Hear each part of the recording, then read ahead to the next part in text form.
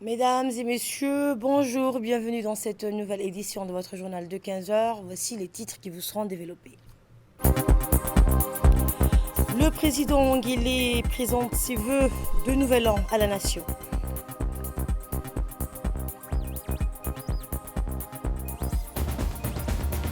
Et le monde célèbre l'arrivée de 2025 avec éclat.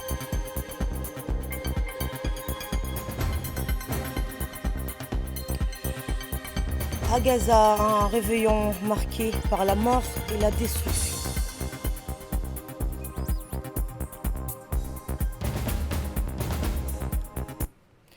Chers téléspectateurs, en ce premier jour de l'année, toute l'équipe du journal télévisé se joint à moi pour vous adresser nos meilleurs vœux de santé, de bonheur et de réussite. Et à l'occasion justement du nouvel an 2025, le président de la République, Ismaël Omar Guelleh, a adressé ses meilleurs vœux à ses compatriotes. Dans son message à la nation, le chef de l'État a également saisi cette opportunité pour dresser un bilan de la situation du pays. La suite avec Mohamed Abdelrahman. Le président Guelleh exprime ses meilleurs vœux à ses compatriotes à l'occasion du nouvel an 2025. Le président de la République, son Excellence M. Ismaël Omar Guelleh, a, comme chaque année, à la même période, à l'avènement d'un nouvel an, exprimé ses meilleurs vœux à toutes les Djiboutiennes et à tous les Djiboutiens. Puisse l'année qui s'ouvre être porteuse davantage de bien-être, de progrès et de prospérité à chacun de nos compatriotes, a souhaité le chef de l'État, se réjouissant de la quiétude sans cesse continue caractérisant notre pays. La stabilité constante qui prévaut chez nous au fil des ans et des décennies, nous la devons indubitablement à la maturité de notre peuple, plaçant invariablement au-dessus de tout notre unité et cohésion, a dit en substance le président Guelleh. Nous devons aussi cette quiétude permanente au mérite imparti aux forces armées et de sécurité de notre pays qui s'acquittent toujours avec abnégation et courage du devoir sacré de faire valoir l'intégrité des biens et des personnes sur toute l'étendue du territoire, a dans le même élan indiqué le chef de l'État.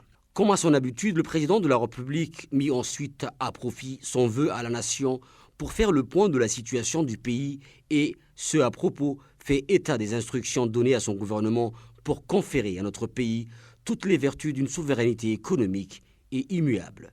Il s'agit là d'un impératif d'autant plus sensible de nos jours que l'aptitude à la viabilité économique des pays est de plus en plus mise à mal par les conséquences d'une géopolitique en perpétuelle redéfinition et par les désagréments engendrés par des crises exogènes, non prévisibles et transcontinentales, a mis en lumière le président Guelleh. Soyez assurés, mes chers compatriotes, que, au niveau de l'État, tout sera toujours mis en œuvre dans le combat pour la dignité de notre peuple, a dans son même volet souligné le chef de l'État, touchant mot aussi aux efforts constamment entrepris en faveur de la paix et de la stabilité régionale.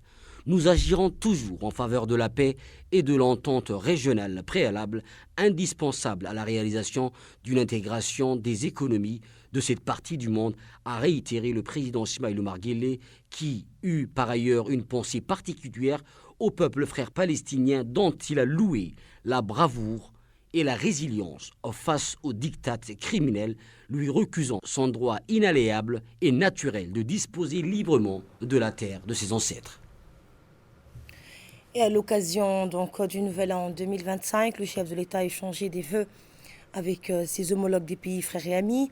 De nombreux messages de félicitations émanant de dirigeants de ces nations affluent actuellement à la présidence de la République.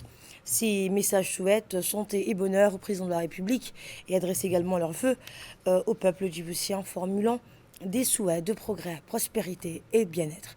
De son côté, le président de la République a transmis des messages similaires à ses pairs. Et hier soir, Djibouti a célébré le nouvel an dans une ambiance festive et chaleureuse.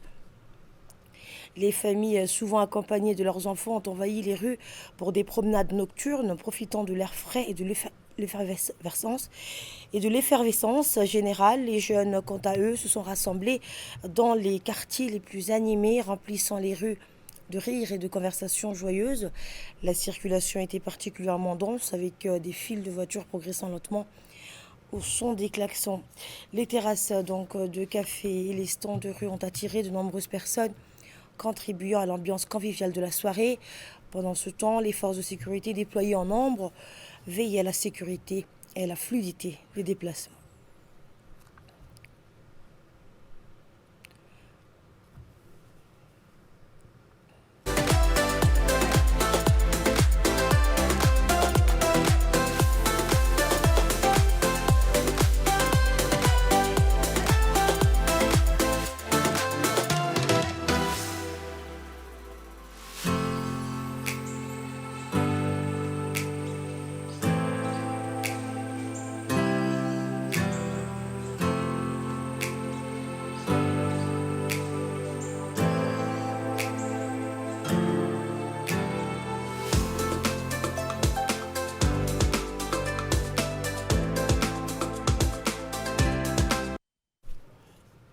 Et le monde a accueilli donc 2025 avec des festivités spectaculaires résonnant à travers chaque fuseau horaire pour célébrer la nouvelle année dans une explosion de joie et d'espoir.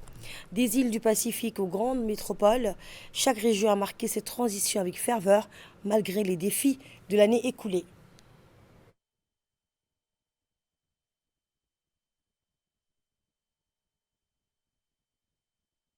En Nouvelle-Zélande, des foules enthousiastes ont admiré un spectacle lumineux autour de la Sky Tower.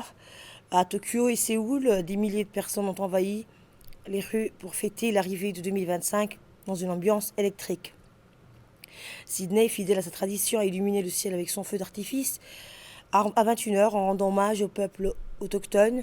Ce geste symbolique, célébré dans une atmosphère conviviale, a rappelé l'importance des racines culturelles tout en tournant une page vers l'avenir.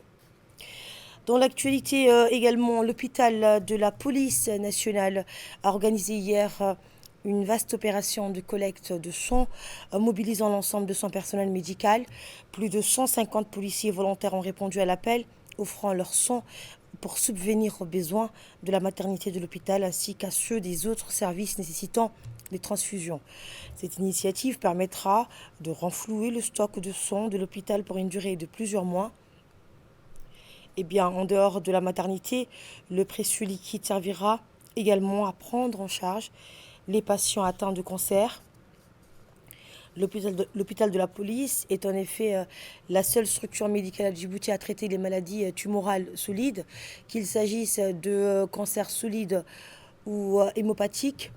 Dès les premières heures de la matinée, les techniciens du laboratoire de la police nationale ont déployé des moyens matériels et logistiques pour gérer le flux des donneurs venus de diverses unités, notamment les compagnies d'intervention, l'académie de police, les unités de sécurité diplomatique, le RAID, ainsi que la direction générale. Eh bien, le directeur général de la police nationale a joué un rôle clé dans la réussite de cette journée, témoignant de l'engagement fort et de la mobilisation constante du commandement pour répondre aux besoins de la population djiboutienne. L'Union nationale des femmes djiboutiennes, UNFD, a organisé lundi une formation spécialisée sur l'agropastoralisme à l'inspection du Tadjoura.